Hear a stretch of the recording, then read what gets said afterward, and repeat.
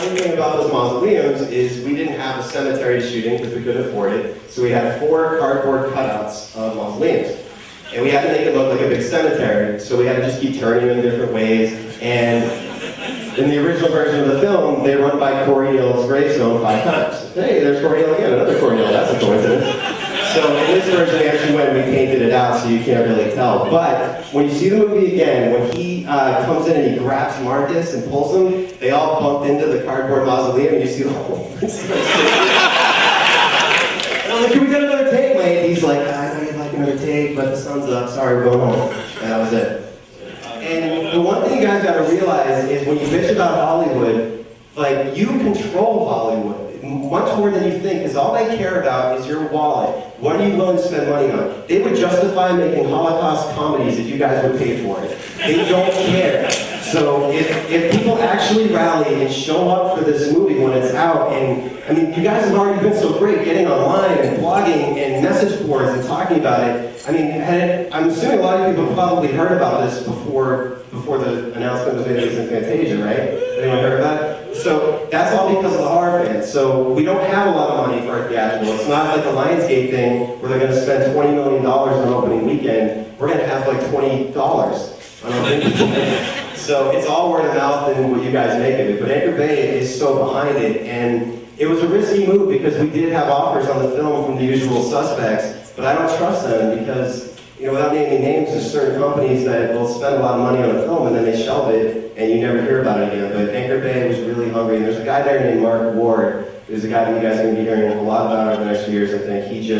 The guy's phenomenal, he's got a really good eye, and they're supporting it. It's their first live theatrical in the States, and hopefully after tonight it is going to be theatrical in Canada too, because we haven't heard yet. I know they're talking about it, but I kind of wanted to see how it played, and I don't see how it can play better than that. So the DVD will be what you saw here, and it'll be what you saw here the first time the DVD comes out. I was very clear about that when I sold it. I don't want the double dipping thing of, here's Hatchet, and then 3 months later, here's the version you couldn't see. No, it's going to come out when you're supposed to see it right away. Again, remember, I don't make the money on these things, so I'm doing everything I can to make sure that you guys get it. Our DVD is going to be jam-packed with shit, too. Like, we shot the making of this film in real time. Like, you could literally sit and just watch for 24 days if you wanted to. They can't fit all that on the DVD, obviously, but Sarah Elbert, who was the girl throwing up on Bourbon Street at the beginning, she was our producer. Another interesting point, all the vomit in this film is real. I hate it in movies when people walk around with a mouth full of shit and they're like, they spit it out. So that scene where Kane Hodder throws up into Joel David Moore's mouth, that was actually, he swallowed Mountain Dew and KY. In the script, it said that Ben's character looks to the side and it hits him, and that was too alien. So I was like, when Joel's on the ground and Kane's on top of him, he's scared shitless. I'm like, Joel, can I have him give me your mouth? And Joel says, do I have a choice? And he went for it. So then Joel comes running around the corner later and throws up. He really did it. And we needed him to do it twice. So second time he was having a hard time doing it, so we gave him a cup of cold clam chowder and orange juice. That's what this cast was willing to do. All of them. They got the shit kicked out of them, and you couldn't hurt them enough. Like, I had to come up with other ways to fuck with them offset. Like Mercedes McNabb, who was Misty, she was complaining that nothing bad happened to her. So Kane, in the full makeup, went, and now the cast was never allowed to see Victor Crowley unless it was on camera. So every time you see them reacting, that's like the first time that they're seeing it. And Kane hid in the bathroom of her trailer for half an hour, just standing there in the dark, waiting for her to come into her trailer and use the bathroom. And that's how we got her. The scene in the cemetery when Victor Crowley throws the hatchet at Joel Moore, Kane and I staged this whole fight, because Joel's on one side of the mausoleum and Kane's on the other, and I walk over, I'm like, what do you mean the fake hatchet's broken? You can't throw the real one. And Kane's like, I'm a fucking stunt coordinator. I've been doing this I've killed more people than you can, I can throw it. I'm like, no, you can't do it. And the medic comes over and there's this huge fight going on. And finally, like, you know what? We don't have time for this. Throw the real hatchet at him. Picture's up! And you just see Joel's legs give out. He's like, dude, do I have a say in this? I'm like, dude, you won't hit you. Trust me. That shot at Joel's face as it whips by him, that's real terror. And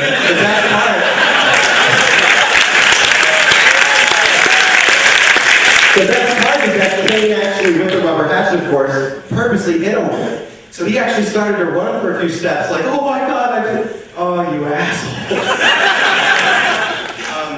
The part with the belt sander, he's got to grab her with one hand and put the sander in her mouth. The close-up that we needed of that, we actually had Kane shooting something else, and we had the assistant stunt coordinator step in for Kane. Jolie Fioravante, the actress, actually complained that the guy was not hurting her enough, and we had to stop and go get Kane because she wanted real pain to react to. These actors are like my best friends, they're like my family at this point. We all still get together once a week. I mean, we believe in the movie and each other so much. Tamara Feldman, who was the lead, was the worst audition anyone has ever seen in their life. She walked in, didn't know her lines, and laughed through the whole thing. We had names that wanted that part. She walked out, I'm like, that's the girl. And everyone was like, are you serious? Like, yeah, that's the girl. And she was just, she's phenomenal, and you just kind of like fall in love with her a little bit more every time you see the movie. Or maybe it's just me when I'm watching it at home.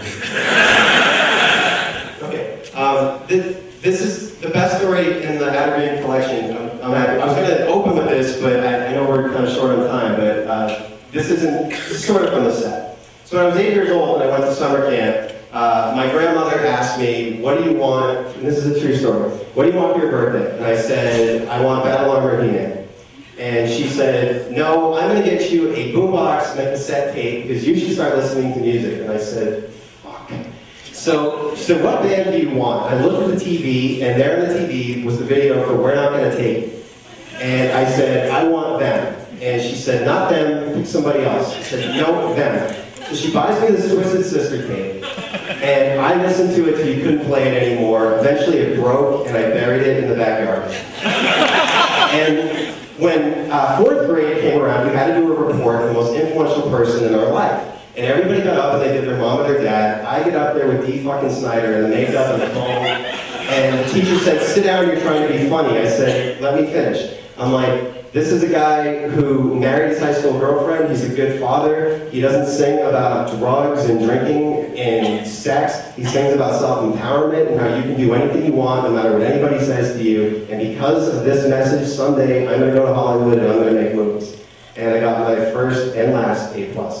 So college comes around, and I hear that, Tipper Gore, she broke up Twisted Sister because they were satanic or whatever in the 80s. That's the whole fucking story. And I hear she's got a new band called Widowmaker that's playing in Providence, Rhode Island for $5. So I get in my car, I drive 4 hours to this concert, and I handwrite this letter to him, thanking him for what a positive influence he was in my life, and how someday I'm going to make movies. I press myself against the front door 5 hours before the concert's going to start. I'm very passionate about everything. And I see this reflection in the glass of this mop of blonde hair walking behind me, and I turn around, and it's Dee Snyder. And I'm like, dude, I've been waiting my whole life to meet you. I'm starting to cry. I'm 21 years old. He's like, dude, oh. So he signs my ticket stub. I still want to rock.